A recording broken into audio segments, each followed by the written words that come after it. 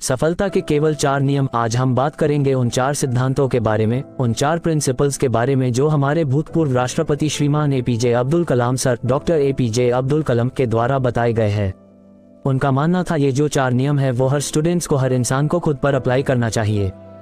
अगर कोई भी स्टूडेंट्स या कोई भी इंसान इनको अपने जीवन में उतार लेता है और उनको फॉलो करता है तो इस दुनिया में ऐसी कोई चीज़ नहीं है जो उस इंसान की कदमों में ना गिर जाए।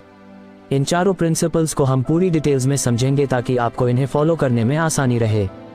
1. मेरा एक महान उद्देश्य है। हमेशा अपने आप को याद दिलाए कि आपका लक्ष्य बहुत बड़ा है। अपने आप को बोलिए कि I will have great aim. दोस्तों, सन 1958 की बात है। डॉक्टर एपीजे अब्दुल कलाम एक पायलट बनना चाहते थे। उन्होंने मेहनत करके पायलट बनने के लिए सारी परीक्षाएं पास कर ली, लेकिन पायलट की वैकेंसी में केवल 8 सीट ही थी और doctor APJ Abdul Kalam 9वें number पे थे। अब उनका सिलेक्शन केवल तभी हो सकता था जब उनके ऊपर 8 कैंडिडेट में से या तो कोई अपनी वैकेंसी छोड़ दे या फिर मेडिकल में आउट हो जाए। लेकिन उनको इस बात का काफ़ी डिसअपॉइंटमेंट हुआ कि उनका सिर्फ एक रैंक की वजह से वो सिलेक्शन से आउट हो गए। लेकिन उन्होंने ये स्वीकार किया कि it was a disappointment for me but disappointment could not defied me, यानी कि मैं निराश जरूर हुआ था लेकिन निराशा कभी मुझे हरा नहीं सकी। उन्होंने ठान लिया था कि भले ही पायलट बन के एयरक्राफ्ट ना उड़ा सकूं, लेकिन एक इंजीनियर बन के, एक साइंटिस्ट बन के मैं एयरक्राफ्ट जरूर बना सकता हूँ, मिसाइल बना सकता हूँ, रॉकेट बना सकता हूँ। और दोस्तों, ये तो किसी को नहीं पता कि अगर doctor APJ Abdul Kalam pilot बनते तो वो कहाँ तक पहुँच पाते, लेकिन उन्होंने इस बात को जरूर साबित किया कि अगर वो पायलट नहीं बन पाए तो उन्होंने रॉकेट और मिसाइल जरूर बना दिए। और भले ही वो इंडियन एयरक्राफ्ट के पायलट नहीं बन पाए लेकिन राष्ट्रपति जरूर बने, जो कि तीनों सेनाओं के कमांडर इन चीफ होते हैं और तीनों सेनाओं में आर्मी, नेवी और एयरफोर्स भी होती है। दोस्तों, उनका कहा गया रूल नंबर 1, हमेशा अपने आप को बोलिए कि I will have great aim, मैं अपना लक्ष्य ऊंचा रखूंगा। ये प्रॉमिस हमेशा अपने आप को याद दिलाते रहे। 2, मैं लगातार ज्ञान प्राप्त करूंगा। दोस्तों, ये रूल कहता है कि I will continuously acquire knowledge, यानी कि मैं हमेशा लगातार ज्ञान हासिल करता रहूंगा। अब उनके इस दूसरे रूल को उन्हीं के जीवनी से समझते हैं। डॉक्टर एपीजे अब्दुल कलाम को मिसाइल मैन के नाम से भी जाना जाता है। वो एक इंजीनियर थे, एक वैज्ञानिक थे। उन्होंने बहुत सारे मिशन को लीड किया और सक्सेसफुल भी रहे। उन्होंने पद्म भूषण, पद्म विभूषण और भारत रत्न जैसे हाईएस्ट सिविलियन अवार्ड जीते। वो भारत के 11वें राष्ट्रपति भी बने। लेकिन इसके बावजूद भी उन्होंने ये माना कि वो अपने आप को एक टीचर समझते हैं, वो अपने आप को एक अध्यापक समझते हैं और उनको सबसे ज्यादा खुशी तब मिलती है जब उनका कोई स्टूडेंट्स पीएचडी पूरी कर लेता है। यानी कि उनके लाइफ में अगर सबसे ज्यादा जरूरत कोई चीज थी तो वो थी एजुकेशन, नॉलेज। उनका मानना था कि एजुकेशन के लिए, यानी कि ज्ञान के लिए, जो सबसे अच्छा समय होता है वो होता है स्टूडेंट्स लाइफ। और किसी भी इंसान के सक्सेस के पीछे उसके एजुकेशन का, उसके नॉलेज का सबसे बड़ा हाथ होता है। उनका ये मानना था कि अगर एक स्टूडेंट का सबसे प्राइमरी कोई जॉब है तो वो है अच्छी शिक्षा ग्रहण करना। एक विद्यार्थी की एजुकेशन के अलावा किसी दूसरे चीज के बारे में नहीं सोचना चाहिए।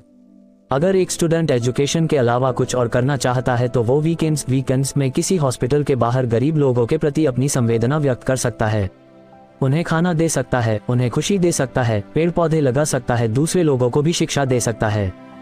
लेकिन इन सब कामों के बावजूद भी एक स्टूडेंट्स के लिए केवल नॉलेज हासिल करना ही सबसे पहली प्राथमिकता होनी चाहिए। यानी कि आपको हमेशा अपने आप को ये याद दिलाना है कि चाहे कुछ भी हो मैं सीखना नहीं छोड़ूंगा।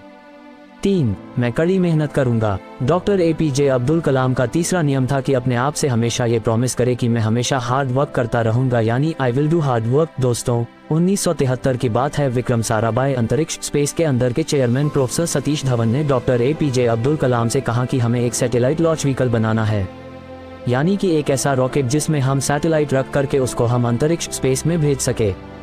डॉक्टर एपीजे अब्दुल कलाम ने इस काम को पूरे जिम्मेदारी के साथ स्वीकार किया। वो इस मिशन व प्रोजेक्ट के डायरेक्टर थे, यानी कि पूरी टीम को उनके नीचे काम करना था। उनके नीचे 1000 से भी ज्यादा दूसरे इंजीनियर थे और करीब 10,000 वर्कर थे। इनके अलावा भी ऐसे कई सारे लोग थे जो इनडायरेक्टली इस मिशन से जुड़े हुए थे। इतनी बड़ी टीम को 6 साल का वक्त लगा प्रोजेक्ट शुरू करने से लेकर लॉन्च के दिन तक। 17 अगस्त 1979 इस तारीख को सैटेलाइट लॉन्चर का टेस्ट होना था। लॉन्च के 8 मिनट पहले सारा कंट्रोल कंप्यूटर के हाथों में दे दिया गया, लेकिन उसी वक्त एक चेतावनी आई कि लॉन्चिंग में कुछ दिक्कत है। लॉन्च के ठीक 4 मिनट पहले ये डायग्नोस किया गया कि कुछ लीक्स है। लेकिन उनके टीम के जो एक्सपर्ट्स थे उनकी ये राय थी कि लीक्स के बावजूद भी रॉकेट में इतना सफिशिएंट ऑक्सीडाइजर है कि वो अपना लॉन्च जारी रख सकते हैं। और मिशन लेटर होने की वजह से डॉक्टर कलाम को ये डिसाइड लेना पड़ा कि वो रॉकेट को लॉन्च करेंगे। लेकिन लॉन्च के कुछ मिनट बाद ही वो रॉकेट पृथ्वी की कक्षा में ना जाकर बंगाल की खाड़ी में जाकर गिर गया। 6 साल की मेहनत, हजारों लोगों के कई लाखों वर्किंग आवर, जनता का पैसा और मिशन 2 मिनट में फेल हो गया। लेकिन जैसा कि doctor APJ Abdul Kalam rule number 3 में बताते हैं कि हमेशा अपने आप को याद दिलाते रहे कि आप कड़ी मेहनत करते रहेंगे, ठीक उसी नियम का अनुसरण करके डॉक्टर एपीजे अब्दुल कलाम अपनी टीम के साथ 1 साल और कड़ी मेहनत करी और प्रोजेक्ट के शुरू होने के 7 साल बाद आखिरकार उन्होंने साबित करके दिखाया कि कड़ी मेहनत आपकी असफलता को सफलता में बदल सकती है। यानी कि आप हमेशा अपने आप से कहते रहे, I will do hard work. 4. मैं दृढ़ और सफल रहूंगा। दोस्तों, जो कहानी मैंने रूल नंबर 3 में बताई, जिसमें 7 साल बाद जाकर मिशन सफल हुआ, वहीं से निकल के आता है रूल नंबर 4, यानी कि हमेशा अपने आप को ये याद दिलाते रहे कि I will preserve where I will suicide, यानी कि लगातार काम करना। हम जो मेहनत कर रहे हैं उस मेहनत को लगातार करते रहे, चाहे कितनी भी मुसीबत आए, कॉन्स्टेंटली आगे बढ़ते रहना, अपने शब्दों पे और अपने वचनों पे कायम रहना। किसी में इतनी हिम्मत ना हो कि आपके हौसलों को कम कर सके। हम में से ऐसे कई सारे लोग हैं जिनकी आंखों में कुछ सपना है। जो लोग कुछ करना चाहते हैं वो काम करना शुरू करते हैं अपने सपनों पर, लेकिन समय बीतने के साथ साथ उनकी व्हील पावर कम होती जाती है। दोस्तों, आपको किसी भी कीमत पे अपने हौसलों को नहीं टूटने देना है। डॉक्टर एपीजे अब्दुल कलाम का मानना था कि आप तब तक अपना जिद ना छोड़िए जब तक आप अपने लक्ष्य तक नहीं पहुंच जाते, और आपका लक्ष्य है आपकी यूनिकनेस, आपका सबसे अलग होना, आपका पहचान सबसे अलग होना, और आपके इस यूनिक बनने के सफर में आपकी मुसीबतों का सबसे अहम रोल होता है। अगर आप अपने मुसीबतों से डरना छोड़ दिया, उन पर से ध्यान हटाकर उनके हल के बारे में सोचना शुरू कर दिया और उन पर काम करना शुरू कर दिया, तो आप किसी ना किसी दिन इस दुनिया में सफल जरूर हो जाओगे। दोस्तों, लास्ट में एक बार और इन चारों रूल को रिवाइज कर देता हूँ। 1. अपने आप को याद दिलाए कि आपके पास में एक बहुत बड़ा सपना है। You have must a big dream too. अपने आप को हमेशा याद दिलाए कि आपको सीखना नहीं छोड़ना है। You must continuously acquire knowledge. 3. कड़ी मेहनत करे, मेहनत में कोई कमी ना छोड़े।